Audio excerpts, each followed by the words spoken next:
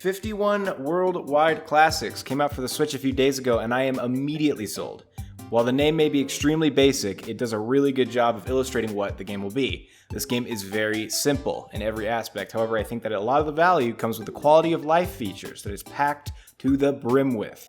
If you want to skip to the end where I declare if it is worth it or not, along with a quick summary, use the timestamps in the description. Keep in mind that I haven't gotten around to every single game.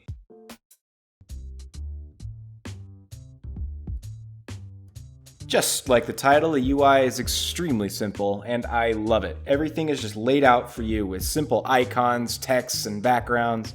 It is extremely responsive, and everything moves very quickly so that you can just start playing your game. The low poly figurines really fit in with the minimalistic style.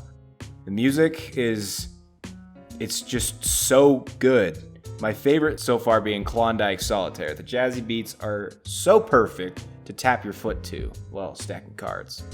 Animations are super key to keep the flow together in the UI, and Clubhouse Games knocks it out of the park. Everything feels so dynamic and alive. You never change scenery, even from the title screen. Instead, all of the icons are shuffled around and organized right in front of you. And what do the icons represent? The games, of course. As the title suggests, there are 51 games in this collection, along with an extra piano app, a very small addition, but a welcome one. The games all feel distinct, but similar enough to keep the whole collection feeling coherent. I was genuinely surprised by some of the inclusions, with Last Card and Yacht Dice being very faithful recreations of Uno and, well, Yahtzee. They even brought back a bunch of old Wii Sports titles. Kind of. See, bowling is the only real remake that brings back the full experience of the Wii Sports Classic, and even that has been watered down a bit. The rest are called toy games, with toy tennis, soccer, curling, boxing, and baseball. However, Shooting Gallery, Fishing, Air Hockey, and the Tanks game from Wii Play are all back.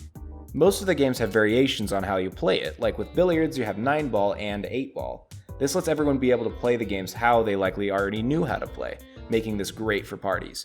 However, if you want to play certain games with other real humans, you'll need another Switch.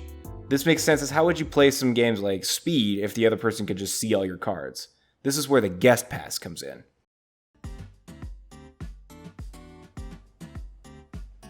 The Guest Pass is a free demo that you can get in the eShop under the full game.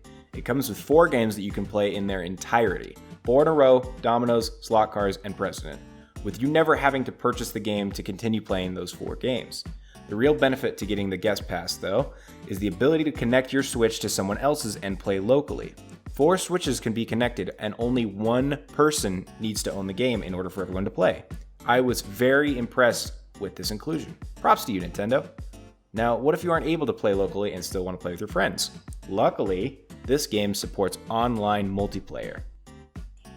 You can play every single game online with friends or with randoms, with the exception of 4 single-player games, of course. From my experience, it's actually pretty good, considering Nintendo's track record with online multiplayer. Of course, it's very simple. You pick up to 3 games to queue for and wait for others to connect. You can even practice any game you want while you wait. Voice chat would be nice, but then that would mean having to use the dreaded Nintendo Switch Online app.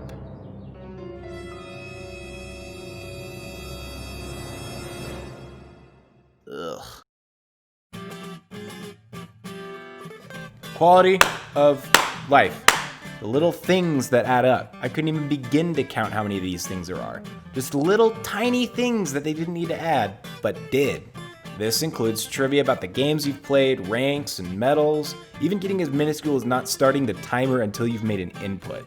On the more noticeable side of things, at the beginning you're asked to choose a figurine and put in things like your favorite food and your heart's desire.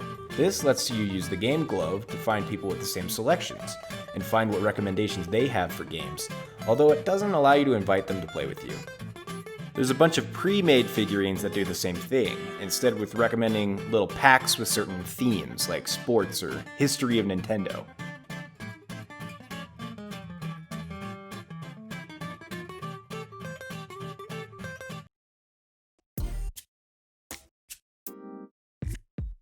Okay, so now we're down to the real question. Is this game worth picking up? For $40? Absolutely. It's got a huge selection of games, each feeling unique but not too different, amazing UI, sound effects, and music that all flow together smoothly. and tons of quality of life features that enhance your experience. The Guest Pass allows you and your friends to connect Switches with local play, even if they don't own the game. I think this game is really good for parties, family gatherings, or if you just need to relax after a long day's work.